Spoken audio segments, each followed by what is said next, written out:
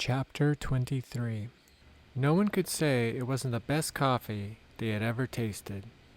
It was literally picked a few miles away, after all. Okay, so for today's itinerary, I want you to buddy up and just check out the environment around camp. Get familiar with the gear and the interfaces. Feel it out. Let your curiosity and intuition run wild, okay? Sasha suggested as she tightened her gear. So, you're paying us to play? Kelly asked, hands on her hips and Evan's eyes on her. And bring back results. Don't come back without my results, Sasha replied, smirking. Suddenly, Coraline burst from her tent, stumbling into the morning huddle. Holy crap! That sleep candy is amazing. I mean, I've dreamed before, but this was so... And the early bird finally joins us, Sasha retorted, masking the burst of pride from Coraline's rave review. Smiling, Harold handed Coraline one of the steaming mugs from the field table. She took it sheepishly, smiling back. Right, so just like the schoolyard, eh? Sasha said, looking the crew over. Evan and Kelly were obviously teamed up and ready to go off together in more ways than one. And that left Coraline, Emily, and Harold. So today, I'll take Emily, Sasha said, walking over to the botanist. And, Coraline, you're with Harold. Tomorrow we'll switch it up, all right? Happy hunting. The six gathered their gear, powered up their HUD glasses, and headed off in opposite directions. Sasha and Emily marched in silence. The jungle was enough. Every surface teemed with noisy, attention-demanding life of some sort. After a while, an amazed Emily figured that some human interaction might be good. You know, I could spend the rest of my life exploring just an acre of this place. The species density is crazy. I mean, I think you might be the one to find it, Sasha said out of nowhere. Oh? And why, pray tell, would that be? Emily asked defensively, as if Sasha had just knocked on her door toting a Bible. She smiled oddly at Emily. Not precisely a smirk, but close enough. You look tired, Sasha said casually. Gee, thanks, Emily said, deflated all of a sudden. No woman ever wants to hear the T word, even if it applies. Oh, yeah, sorry. Sometimes my filter is rubbish, but, here, try this. Sasha handed Emily a white packet from one of her cargo pockets. Oh, don't take this the wrong way, but I only eat organic, so... Emily said, trying to hand it back. Well, good, because this is organic, also kosher and gluten-free, Sasha lied. Huh. Well, I'm not saying that sleep stuff didn't sound amazing to hear Coraline tell it, but I like to read what I'm putting inside me, you know?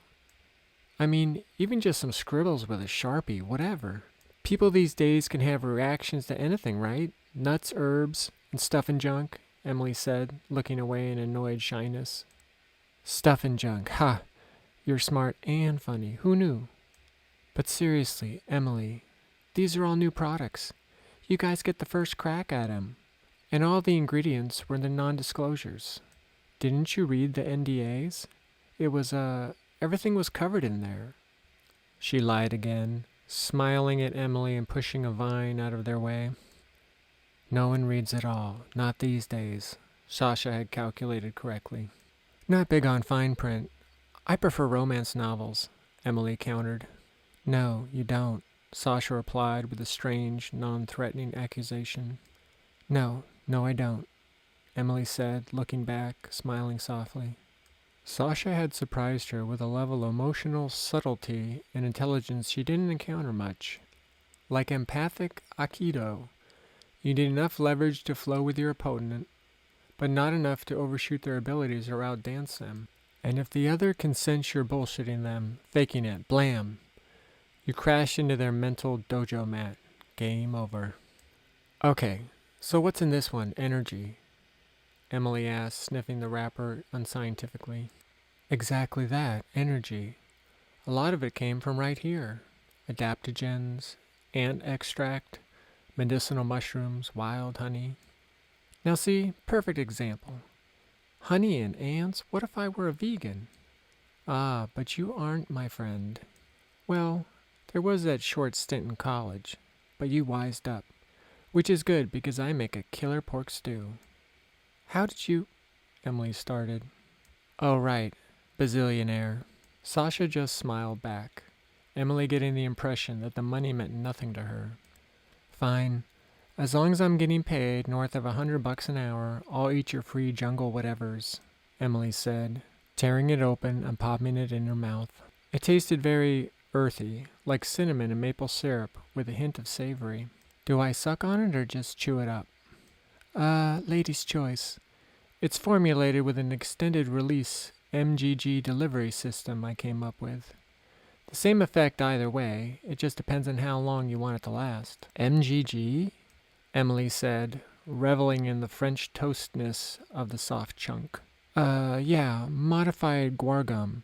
It increases the water's solubility of certain, stubborn herbs. Turmeric for one, Sasha explained. Emily chose the slow road, letting it sit on her tongue and meter out flavor when provoked. Fairly soon, her shoulders relaxed and her breathing seemed less labored. Kick in yet? Sasha asked with an impatient, inquisitive look as they pushed through a thicket. Yeah, it's way better than coffee. So, what were we talking about?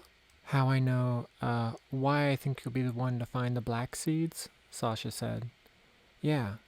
Well, I have been here a while, searching, collecting. And if you're here long enough, a story seems to envelop you, to unfold. And sometimes you aren't the main character in your own chapters, or even the whole book. It's a funny feeling, kind of disheartening in a particular light. So, I assembled all of you because I realized the who wasn't me.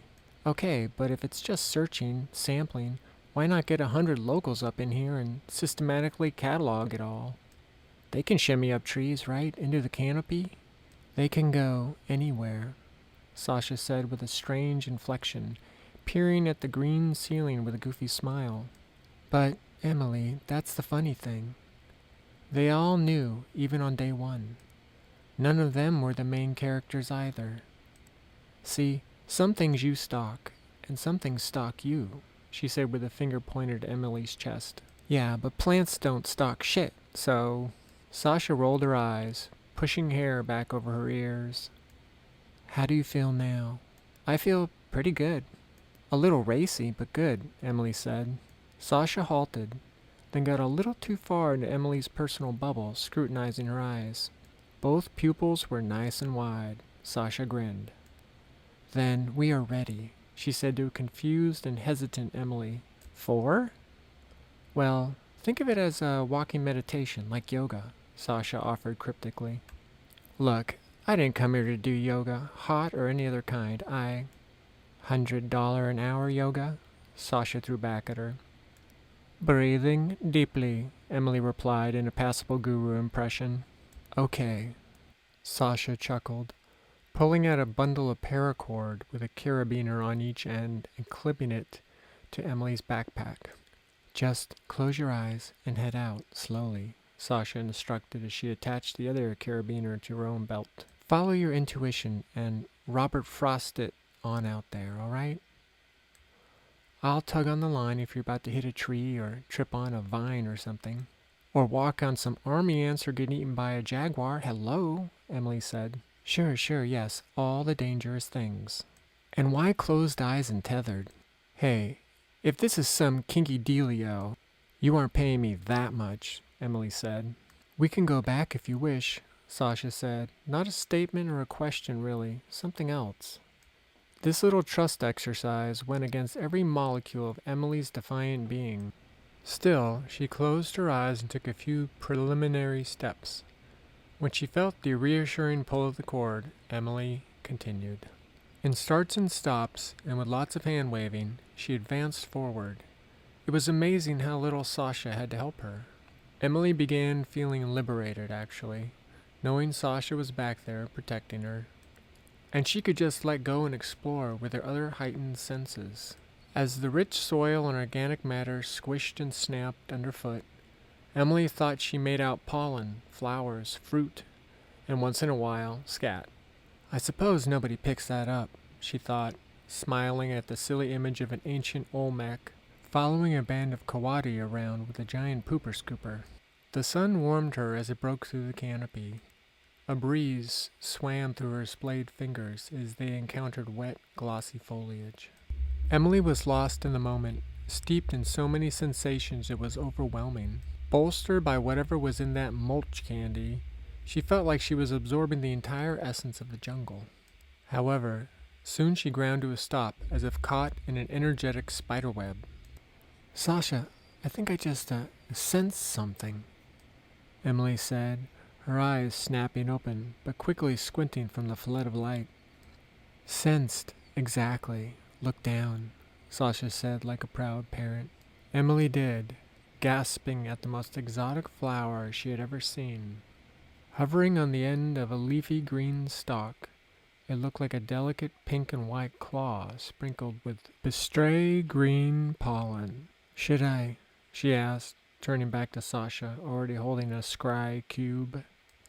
"Be the first, my dear," Sasha said, handing over the cube and a pair of scissors.